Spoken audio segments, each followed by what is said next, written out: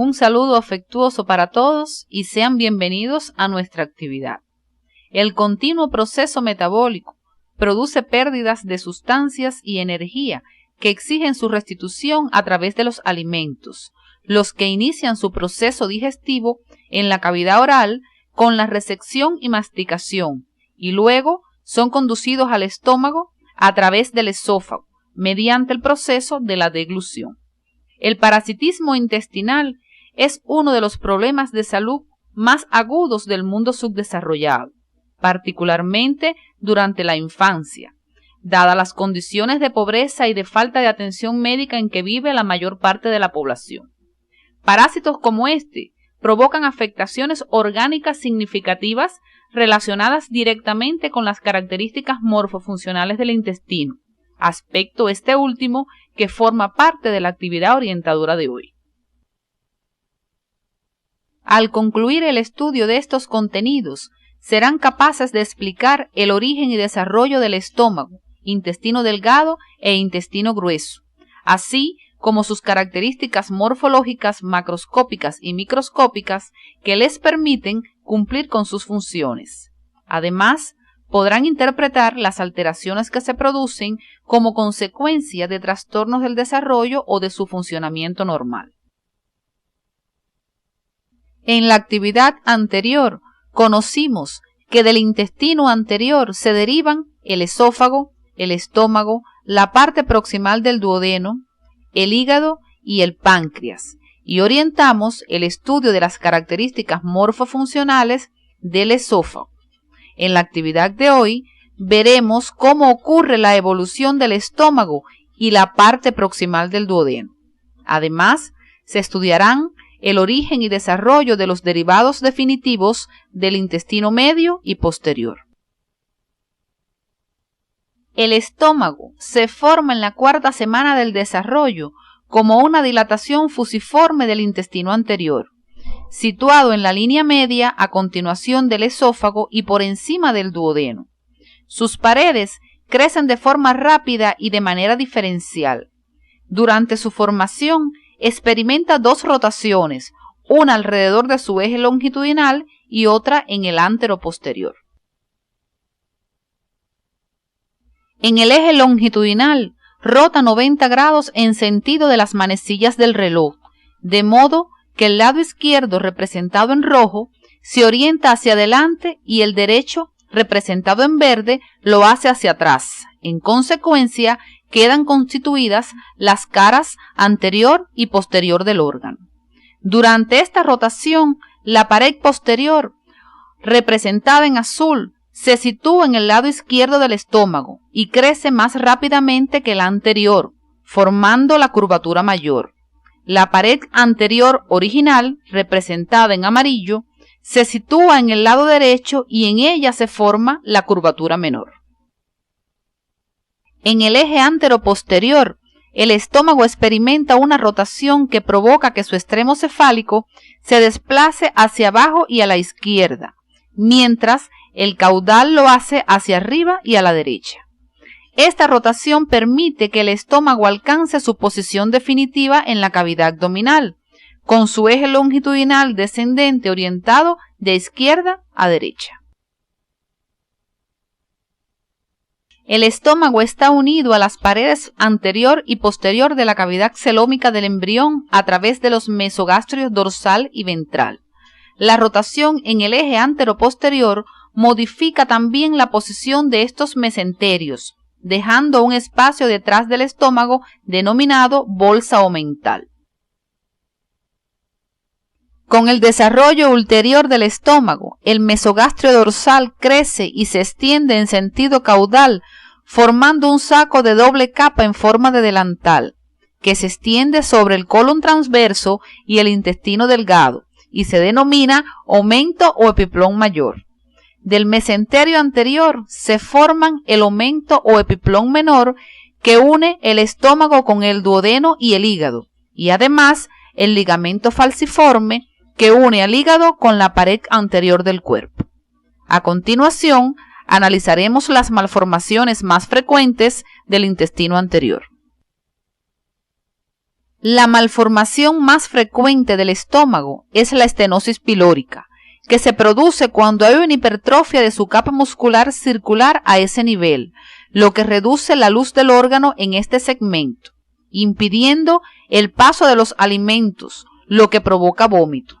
En algunos casos, la luz se cierra completamente, lo que constituye una atresia del píloro. Veamos a continuación las características morfofuncionales del estómago. El estómago es un órgano tubular, dilatado en forma de saco, con un orificio de entrada llamado cardias a la altura de la 11ª vértebra torácica, a través del cual se comunica con el esófago, y otro de salida denominado píloro que permite su comunicación con el duodeno, con una disposición cuya altura varía entre la 1ª y la 3ª vértebra lumbar. Ambos orificios están rodeados por fibras musculares lisas dispuestas circularmente en forma de esfínteres para el cumplimiento de sus funciones reguladoras. El estómago ocupa la parte izquierda del espacio supramesocólico, por debajo de la cúpula izquierda del diafragma, y está conformado por dos grandes partes, una vertical y otra horizontal.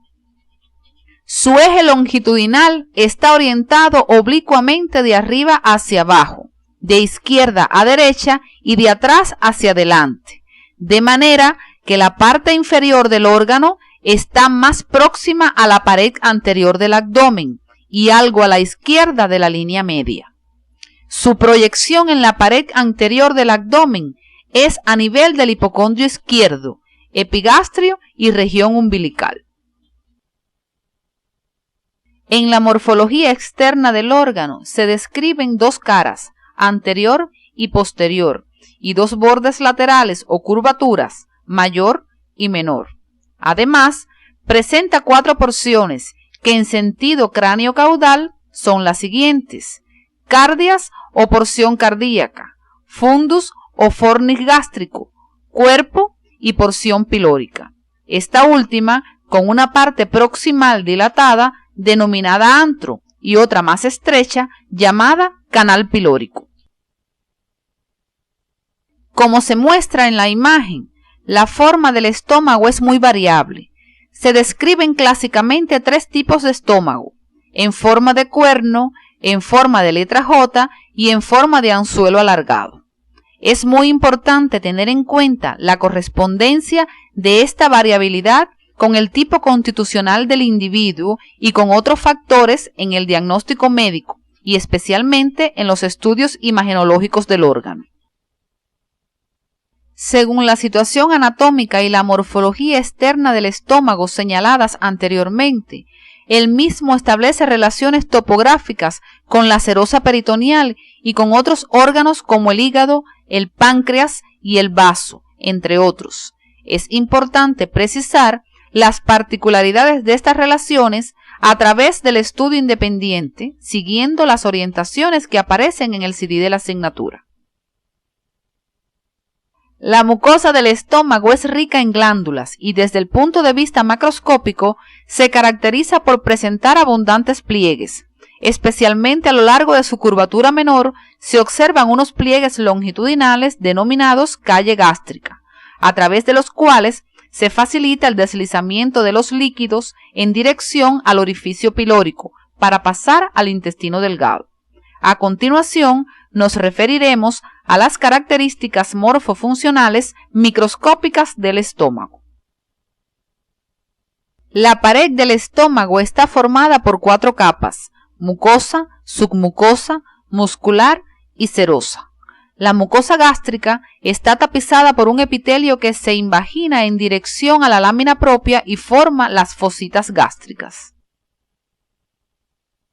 En esta imagen se observa el epitelio simple cilíndrico de la mucosa gástrica, formado por células secretoras de mucus. Este descansa en la lámina propia de tejido conectivo laxo con células linfoides. La lámina propia adquiere gran desarrollo asociado con la presencia de abundantes glándulas, las que tienen características particulares y se denominan en dependencia de la porción del órgano donde se localicen, como veremos a continuación. Las glándulas de la lámina propia del cárdias se denominan glándulas cardíacas.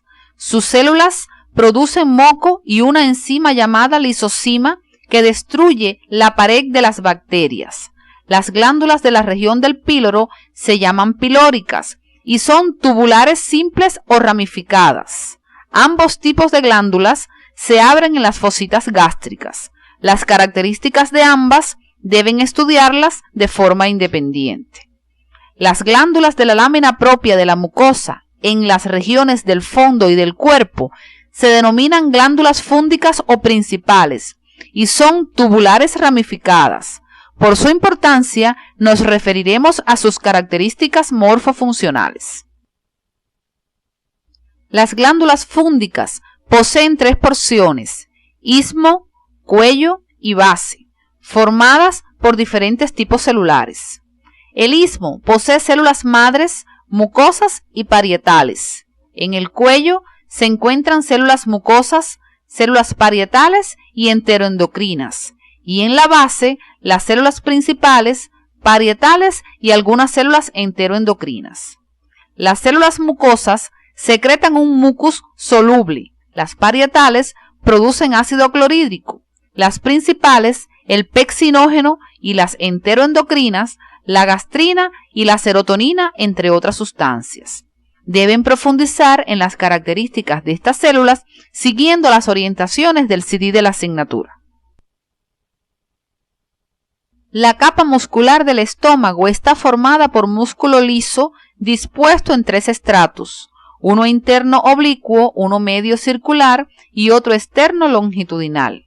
En esta capa se encuentra el plexo nervioso mientérico o de Auerbach. Además, en esta imagen pueden observar la serosa. Las funciones motoras del estómago son 3: almacenamiento, mezcla y vaciamiento. La función de almacenamiento se explica porque a medida que los alimentos llegan al estómago, se sitúan de forma concéntrica y sus paredes se relajan, lo cual contribuye a mantener estable la presión en su interior. La contracción de la pared muscular del estómago origina movimientos de mezcla y propulsión que aseguran el contacto de los alimentos con el jugo gástrico, lo que trae como resultado la formación del quimo.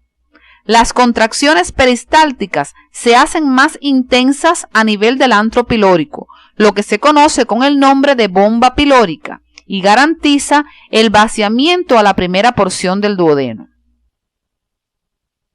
La velocidad del vaciamiento gástrico está regulada por señales procedentes del estómago que favorecen el paso del contenido gástrico a la primera porción del duodeno y por señales del duodeno, más importante aún, que limitan la llegada de la cantidad de quimo al duodeno para su adecuada digestión y absorción. Entre las señales procedentes del estómago se destaca el efecto de la distensión sobre la generación de reflejos mientéricos que aumentan la actividad de la bomba pilórica y por efecto de la gastrina, hormona liberada por la distensión y la presencia de algunos alimentos en el estómago. Esta hormona aumenta la secreción y motilidad gástrica y en consecuencia su vaciamiento. Los factores duodenales pueden ser nerviosos como el reflejo enterogástrico y hormonales como el efecto de la colecistocinina, secretina y péptido inhibidor gástrico. A continuación, analizaremos el control de los factores duodenales. Cuando los alimentos pasan a la primera porción del duodeno, se desencadena el reflejo enterogástrico, que disminuye la actividad de la bomba pilórica y aumenta el tono del esfínter pilórico. Los principales estímulos que desencadenan este reflejo son la acidez del quimo, la distensión de la pared duodenal y los productos de degradación de las proteínas. Su importancia consiste en garantizar la velocidad adecuada del vaciamiento gástrico con el objetivo de disponer del tiempo suficiente para la neutralización del quimo y la digestión adecuada de las proteínas. A continuación, orientaremos los contenidos relacionados con la retroalimentación hormonal. La presencia de grasas en el duodeno incrementa la secreción de colecistocinina y péptido inhibidor gástrico. Ambas hormonas disminuyen el vaciamiento gástrico con la finalidad de permitir la adecuada acción de la bilis en la emulsión de las grasas y su digestión por parte de las lipasas. Si el quimo que pasa a la primera porción del duodeno es ácido, se libera secretina, que disminuye el vaciamiento gástrico con la finalidad de que el mismo sea neutralizado por las secreciones pancreática e intestinal. Como han podido apreciar, en este control participan 3 hormonas. Sin embargo, la más importante es la colecistocinina. Como ya conocen, la mucosa del estómago posee glándulas productoras de una serie de sustancias que constituyen el jugo gástrico. Sus componentes son el ácido clorhídrico, el peccinógeno, el factor intrínseco, el moco, la lipasa y la milasa gástrica. Además del jugo gástrico, estas glándulas producen la hormona gastrina, que participa en la regulación de la motilidad y secreción del estómago. A continuación, abordaremos las funciones de algunos de los componentes del jugo gástrico.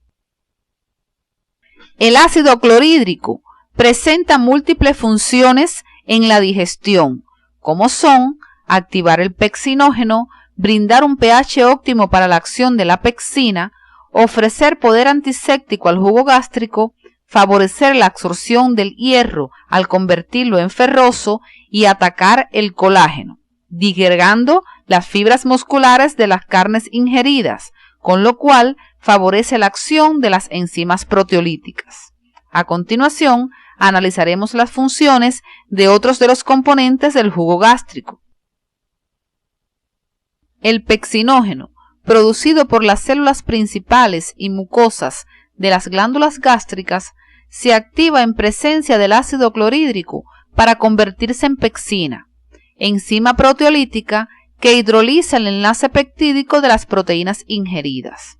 En su estudio independiente, deben profundizar en el estudio de los demás componentes del jugo gástrico, siguiendo las orientaciones del CD. La secreción gástrica tiene 3 fases: cefálica, gástrica e intestinal. La fase cefálica se produce incluso antes de la llegada de los alimentos al estómago, debido a señales nerviosas originadas en la corteza cerebral o en el centro del apetito del hipotálamo y transmitidas a través de las fibras parasimpáticas del nervio vago al estómago. La fase gástrica es la que mayor volumen de secreción aporta. Se produce cuando los alimentos llegan al estómago, debido a que se desencadenan reflejos locales, reflejos vagales y liberación de la hormona gastrina. Estos mecanismos estimulan las glándulas gástricas, con lo cual se incrementa la secreción de ácido y peccinógeno. La fase intestinal se produce cuando los alimentos han pasado al duodeno. En esta fase se aporta un pequeño volumen de secreción que depende de la producción de gastrina entérica. Después que ocurre el vaciamiento gástrico, el quimo continúa su mezcla con los jugos digestivos y su progresión a lo largo del intestino delgado, cuyo origen y desarrollo abordaremos a continuación. El intestino delgado está formado por el duodeno, el yeyuno y el ilion. En su origen participan la porción distal del intestino anterior y la rama cefálica del intestino medio. La rama caudal de este último origina componentes del intestino grueso. Sin embargo, por su estrecha vinculación durante el desarrollo, es necesario explicar cómo evolucionan ambas ramas de manera conjunta. El duodeno experimenta en su porción proximal un crecimiento acelerado. A causa de la rotación del estómago en el eje anteroposterior, el duodeno es desplazado de la línea media hacia la derecha en su región cefálica. Su región caudal, por el crecimiento de la cabeza del páncreas, es traccionada hacia la izquierda, lo que le da una forma de letra C. Veamos a continuación cómo evoluciona el intestino medio. El intestino medio en su desarrollo se muestra como una forma de letra C, alargada, con sus ramas cefálica y caudal, y como eje central tiene a la arteria mesentérica superior. Esta porción del intestino se comunica en su porción ventral con el saco vitelino a través del conducto onfalomesentérico y dorsalmente se fija a la pared de la cavidad celómica por un mesocorto. El asa aumenta su longitud y simultáneamente rota sobre su eje en sentido antihorario, hasta completar aproximadamente 270 grados. El crecimiento de ambas ramas no es igual. La rama cefálica lo hace más rápidamente, por lo que se pliega formando asas. Debido al crecimiento acelerado del asa intestinal y el gran tamaño del hígado, la cavidad abdominal resulta insuficiente para contener las asas intestinales. Esto trae como consecuencia que en la sexta semana se produzca la salida de las mismas hacia el exterior, lo que recibe el nombre de hernia umbilical fisiológica. Veamos a continuación cómo se produce la rotación del asa intestinal primitiva. La rotación se produce en 3 etapas. Recordemos que inicialmente el asa cefálica está situada por encima de la arteria mesentérica superior y la caudal por debajo. Por convenio, continuaremos llamando a cada una de las ramas por estos nombres, independientemente de la posición que vayan asumiendo durante la rotación. Observen que en la parte inferior derecha de la imagen aparece una representación de la posición que adoptan las asas durante su rotación. El primer movimiento ocurre durante la salida, es de 90 grados y provoca que el asa cefálica se ubique a la derecha y la caudal a la izquierda. En el segundo movimiento, el asa cefálica se sitúa en posición inferior y la caudal en posición superior. Observen en la imagen que el asa cefálica se ha plegado como consecuencia del crecimiento diferencial. El tercer movimiento hace que el asa cefálica se sitúe a la izquierda y la caudal a la derecha. El mismo es simultáneo a la regresión de las asas a la cavidad abdominal y favorece que el asa cefálica sea la primera en entrar, situándose hacia la izquierda de la cavidad abdominal, mientras que la caudal lo hace posteriormente y sus derivados se sitúan hacia la derecha. El retorno ocurre aproximadamente en la 10ª semana y aunque no se conocen sus causas, se supone que es favorecido por la regresión del mesonefros, la disminución en la velocidad del crecimiento del hígado y el aumento de volumen de la cavidad abdominal.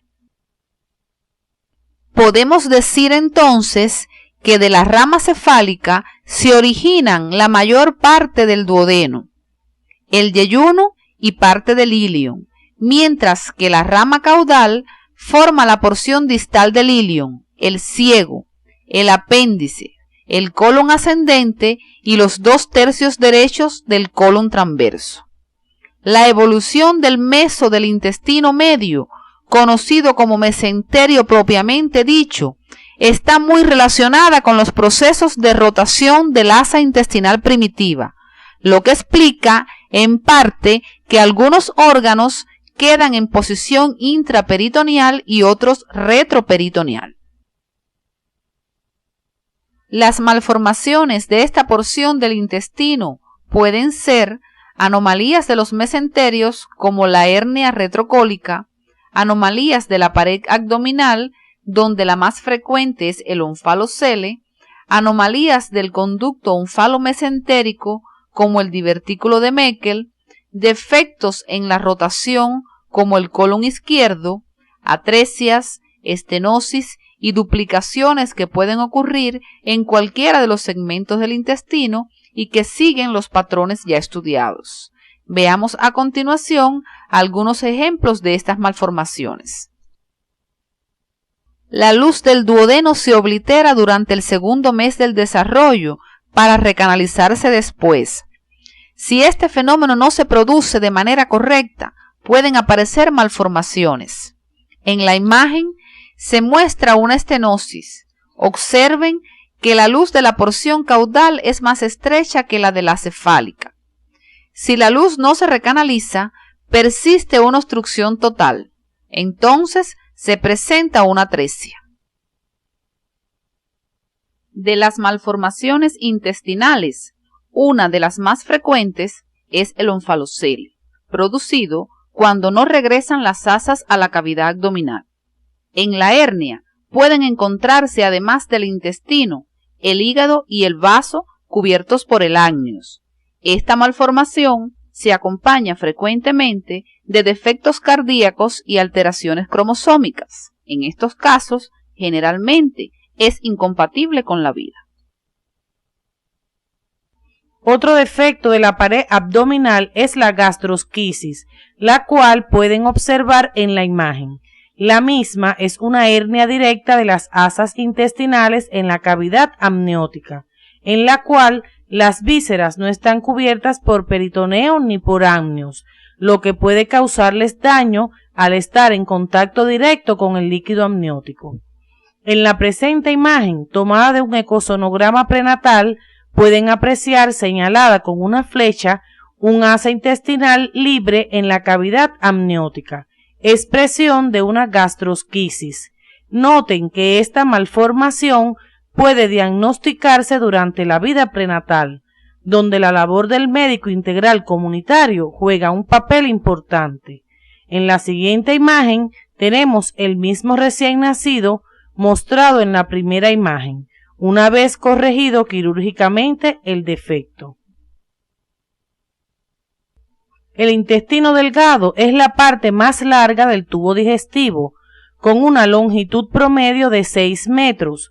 Ocupa la mayor parte del espacio inframesocólico, enmarcado entre distintas porciones del intestino grueso. Según sus relaciones con el peritoneo, es en parte retroperitoneal y en parte intraperitoneal. Se divide para su estudio en dos grandes porciones: intestino no mesentérico, aquella porción que carece de mesoperitoneal y por tanto está fijada directamente a la pared abdominal posterior, cubierta por el peritoneo parietal, con muy pocas posibilidades de desplazamiento, como ocurre con el duodeno, e intestino mesentérico, aquella porción del intestino delgado fijada a la pared abdominal por medio de un meso con grandes posibilidades de movilidad, a la cual pertenecen el yeyuno y el íleon.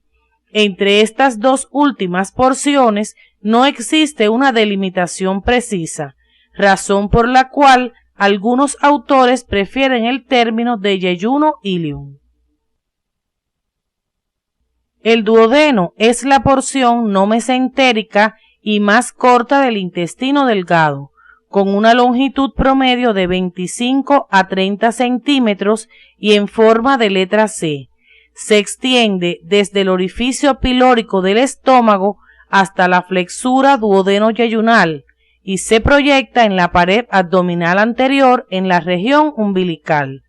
El mismo está situado profundamente por delante de la pared abdominal posterior y de los grandes vasos abdominales, por detrás del peritoneo parietal posterior. Con respecto a la columna vertebral, se extiende entre la primera y la cuarta vértebra lumbar. El duodeno se divide para su estudio en 4 porciones: superior, descendente, horizontal y ascendente. Observen en esta imagen cómo el duodeno, por su forma y situación anatómica, tiene variadas relaciones en sus distintas porciones con estructuras vecinas tales como el riñón derecho, la cabeza y el istmo del páncreas, los vasos mesentéricos superiores, la aorta abdominal y la vena cava inferior, entre otras. Por su importancia médica y quirúrgica, es necesario que profundicen estos contenidos según las orientaciones del CD de la asignatura.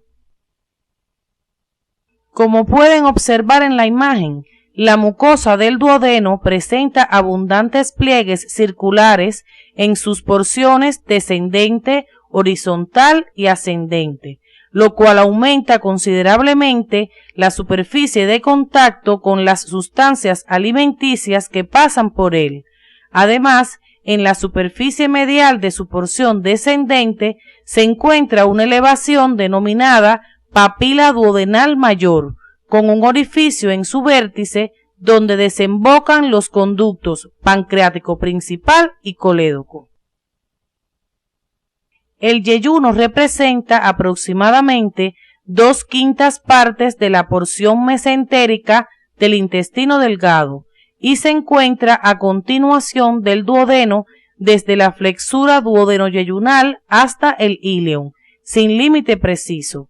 Tiene una localización inframesocólica hacia la parte superior izquierda de la cavidad abdominal principalmente y está cubierto por delante por el omento mayor. Por su longitud se encuentra dispuesto en asas para ocupar el menor espacio y por sus relaciones con el peritoneo visceral es intraperitoneal en toda su extensión. El yeyuno tiene una pared gruesa y muy vascularizada.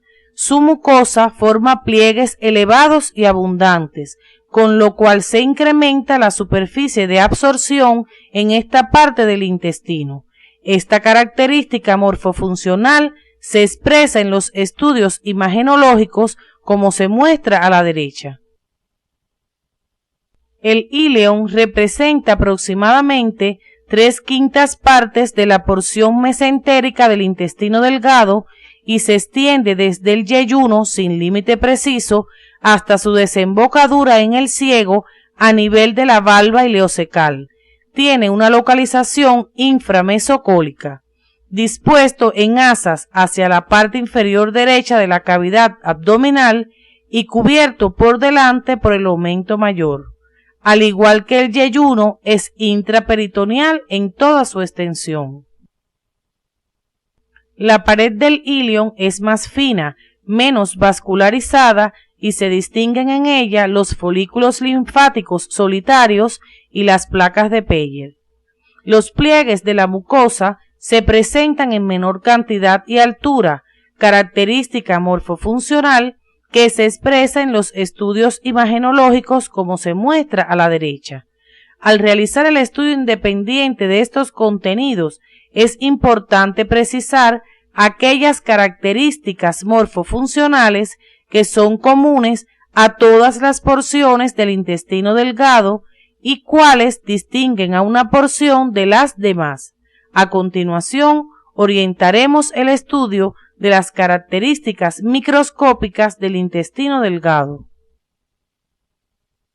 La pared del intestino delgado está constituida por 4 capas: mucosa, submucosa, muscular y serosa. Esta estructura general de la pared tiene sus particularidades en las diferentes porciones del órgano.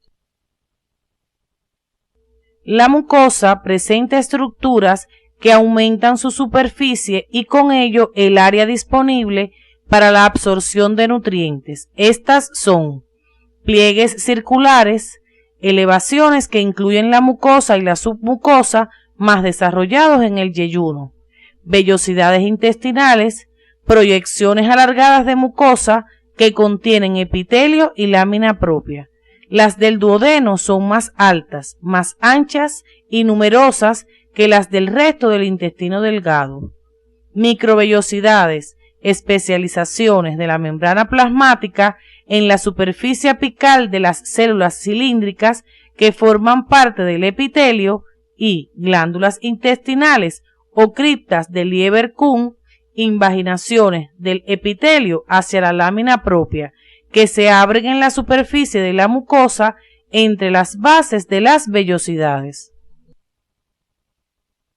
En la imagen se presenta el epitelio que reviste la mucosa, el cual es simple, cilíndrico, con chapa estriada y células caliciformes, que descansa en la lámina propia de tejido conectivo con abundantes vasos sanguíneos y linfáticos.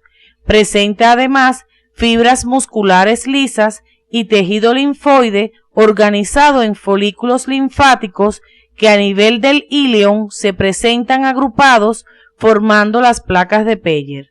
La lámina propia presenta además las glándulas intestinales o criptas de Lieberkühn. Las criptas de Lieberkühn son glándulas tubulares rectas que se abren en la superficie de la mucosa entre las vellosidades.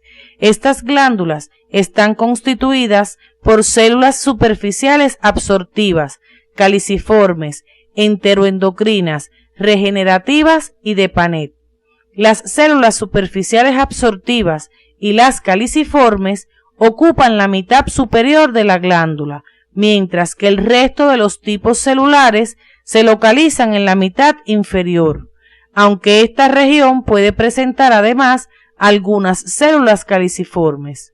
Deben profundizar en las características morfofuncionales de estos tipos celulares siguiendo las orientaciones del CD. La submucosa del intestino delgado está formada por tejido conectivo laxo, con nódulos linfáticos, abundantes fibras elásticas y el plexo nervioso de Meissner. A nivel del duodeno presenta glándulas tubulares compuestas denominadas de Brunner, que secretan un mucus rico en bicarbonato que reduce la acidez del quimo y protege el epitelio intestinal de la acción del jugo gástrico.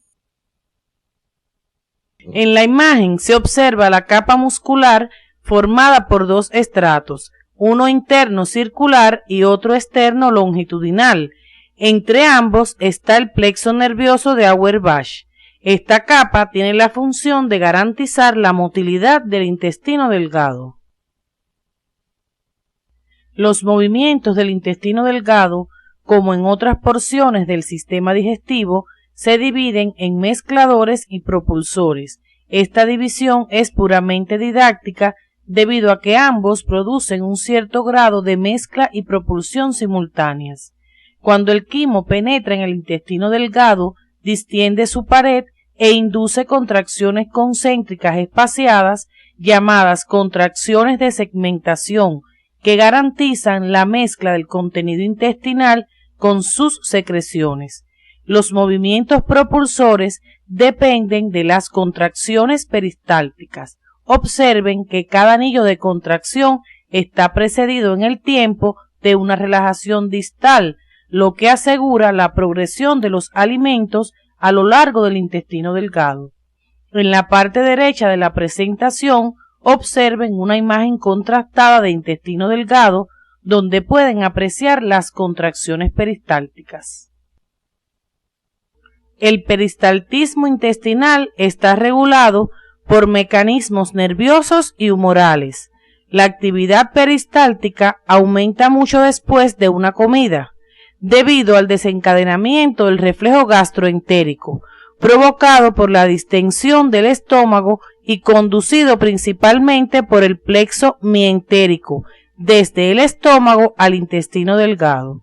Además de estos factores nerviosos, existen los hormonales, entre los que se encuentran la gastrina, la colecistocinina, la insulina y la serotonina, que aumentan el peristaltismo, mientras que la secretina y el glucagón lo disminuyen. Este control asegura la adecuada dispersión del contenido intestinal, lo cual favorece su digestión y absorción. A continuación abordaremos el estudio de la secreción intestinal. La secreción intestinal sin restos celulares apenas contiene enzimas. Sin embargo, los enterocitos de la mucosa, sobre todo los que cubren las vellosidades, contienen enzimas digestivas que digieren sustancias alimenticias específicas mientras se absorben a través del epitelio. Estas son las peptidasas, que fraccionan los péptidos en aminoácidos, las disacaridasas escinden los disacáridos y su déficit es causa frecuente de diarreas, y una lipasa de acción débil. en la secreción intestinal se encuentra la enzima enterocinasa, cuya función básica es la activación del tripsinógeno. Además, contiene agua, electrolitos y moco. Este último tiene función protectora de la mucosa. Los factores más importantes que regulan la secreción del intestino delgado son los reflejos nerviosos locales, iniciados por estímulos táctiles e irritativos por la presencia de los alimentos, además del aumento de la actividad intestinal asociada a los movimientos gastrointestinales. Las hormonas secretina y colecistocinina incrementan la secreción del intestino delgado.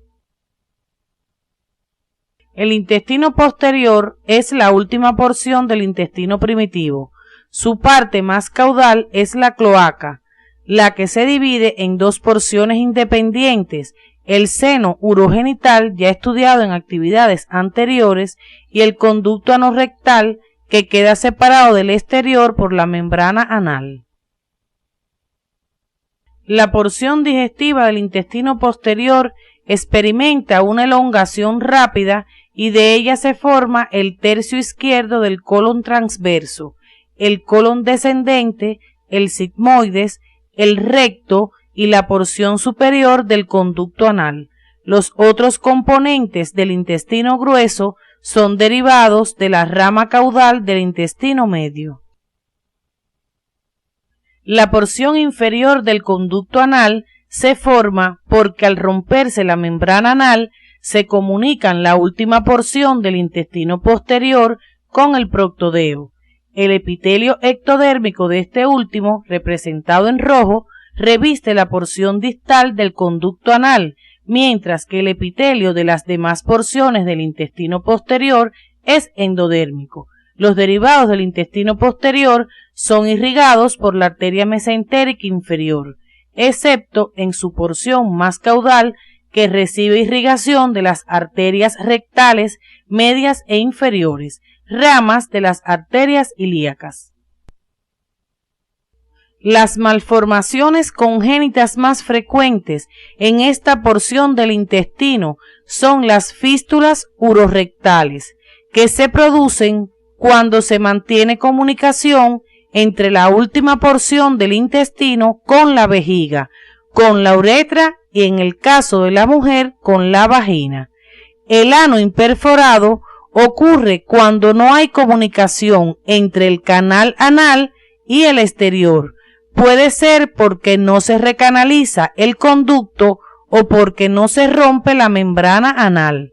De otra parte, en la formación de los ganglios parasimpáticos de la pared intestinal juega un papel importante la migración de las células de las crestas neurales que participan en su formación. Cuando por defecto en la migración de estas células no se forman los ganglios parasimpáticos, se produce un megacolon agangliónico. En la imagen se representa un megacolon agangliónico. Observen el gran tamaño del colon a consecuencia de la disminución del tono del músculo liso de su pared. El intestino grueso mide aproximadamente 1.5 metros de longitud y presenta los mayores diámetros de todo el tubo digestivo.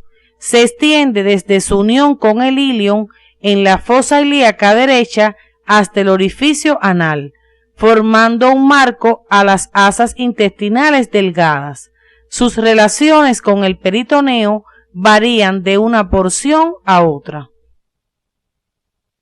Se divide para su estudio en las siguientes porciones: ciego, colon y recto.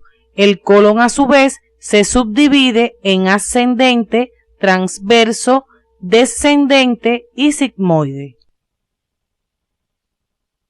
Es característico del intestino grueso la presencia de 3 bandas de fibras musculares lisas dispuestas longitudinalmente, las tenias cólicas, que se extienden desde la base del apéndice vermiforme hasta la parte superior del recto, numerosas austras cólicas o abollonaduras separadas unas de otras por estrechamientos sucesivos y abundantes apéndices epiploicos como pequeñas evaginaciones de la serosa peritoneal en las cuales se acumula tejido adiposo. En la mucosa del intestino grueso, a diferencia del delgado, los pliegues son escasos y dispuestos transversalmente en forma semilunar. La porción cecal del intestino grueso está situada en la fosa ilíaca derecha y cubierta completamente por el peritoneo visceral. Es característico en el ciego la desembocadura del ilion por su pared medial y la presencia en su pared posteromedial de una prolongación fina y alargada que es el apéndice vermiforme, estructura rica en tejido linfoide que frecuentemente presenta reacciones inflamatorias que requieren de atención médica de urgencia. Observen en esta imagen la superficie interna del ciego, los pliegues de la valva ileocecal en el orificio de desembocadura del ilion y más caudal y medialmente el orificio de entrada al apéndice vermiforme. El colon ascendente se extiende a continuación del ciego, adosado a la superficie posterolateral derecha de la cavidad abdominal hasta la flexura cólica derecha, cubierto por la serosa peritoneal en sus superficies anterior y laterales, con una localización retroperitoneal. El colon transverso se extiende entre ambas flexuras cólicas derecha e izquierda, cubierto completamente por el peritoneo, por lo que es intraperitoneal, y fijado a la pared abdominal posterior por un pliegue llamado mesocolon transverso. El colon descendente se extiende desde la flexura cólica izquierda hasta el nivel de la cresta ilíaca izquierda, adosado a la superficie posterolateral de la pared abdominal, cubierto por el peritoneo en sus superficies anterior y laterales, localizado en el espacio retroperitoneal. El colon sigmoide tiene la forma de una letra S y se extiende desde el nivel de la cresta ilíaca izquierda hasta el nivel de la tercera vértebra sacra, donde se continúa con el recto. Está cubierto completamente por el peritoneo en el espacio intraperitoneal y fijado a la pared posterolateral izquierda de la pelvis por un pliegue peritoneal, el mesocolon sigmoide. El recto se extiende desde la altura de la tercera vértebra sacra como continuación del colon sigmoide hasta el orificio anal en la región perineal. Mide aproximadamente 16 centímetros y se divide en dos grandes porciones, pelviana y perineal o canal anal. Presenta en su parte media una dilatación llamada ampolla rectal. La mucosa rectal presenta, además de los pliegues semilunares antes mencionados, a nivel del canal anal, unos pliegues longitudinales denominados columnas anales y entre los mismos unos espacios que son los senos anales. El intestino grueso presenta la misma organización general del intestino delgado, aunque carece de pliegues circulares y de vellosidades intestinales. La mucosa del intestino grueso está revestida por un epitelio simple cilíndrico con chapa estriada y células caliciformes. La lámina propia es rica en células linfoides y la muscular de la mucosa está formada por músculo liso. La submucosa está constituida por tejido conectivo laxo. En ella se encuentran vasos sanguíneos, nódulos linfáticos y el plexo nervioso de Meissner. En la imagen pueden apreciar además la capa muscular. En esta imagen se presenta la mucosa del intestino grueso. Observen el epitelio de revestimiento en el que abundan las células caliciformes, las que aparecen de color blanco. Se aprecian además las glándulas o criptas intestinales. Estas son más profundas y numerosas que las del intestino delgado y no contienen células de Paneth. También pueden apreciar la lámina propia y la muscular de la mucosa. La capa muscular del intestino grueso está formada por un estrato interno circular y uno externo longitudinal. Las fibras de este último se unen para formar 3 bandas longitudinales gruesas llamadas tenias del colon. Externamente a la capa muscular se encuentra la serosa. Las funciones principales del intestino grueso son la absorción de agua y electrolitos y el almacenamiento de las materias fecales hasta el momento de su eliminación. La primera de estas funciones se efectúa principalmente en la mitad proximal del colon y la segunda en su mitad distal. La motilidad del intestino grueso, al igual que en otros segmentos del tubo digestivo, depende de movimientos mezcladores y propulsores. Los mezcladores son movimientos de segmentación originados por la contracción de las fibras musculares longitudinales y circulares que dan lugar a la formación de las austras. La propulsión en el ciego y el colon ascendente depende sobre todo de las contracciones australes. A partir del colon transverso y hasta el sigmoides depende de contracciones de un segmento de la pared a los que se denomina movimientos en masa. Los mismos están facilitados después de las comidas por los reflejos gastrocólicos y duodenocólicos. Deben profundizar en estos contenidos, así como en el mecanismo reflejo de la defecación por la bibliografía recomendada en el CD. El epitelio de la mucosa del intestino grueso contiene abundantes células caliciformes productoras de moco, cuya función fundamental es la protección tanto de escoriaciones que puedan producir las heces fecales, como de los efectos nocivos de las bacterias presentes en el contenido de las mismas. Además, el moco proporciona un medio adherente que mantiene unida la materia fecal. El otro componente de la secreción es el bicarbonato, que conjuntamente con el moco proporciona un pH básico que neutraliza los ácidos fecales.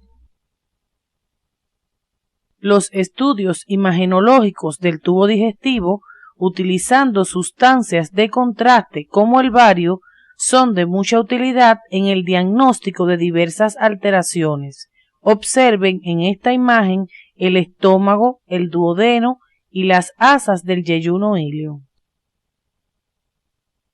Observen ahora la porción pilórica del estómago y la primera porción del duodeno, conocida con el nombre de mitra duodenal.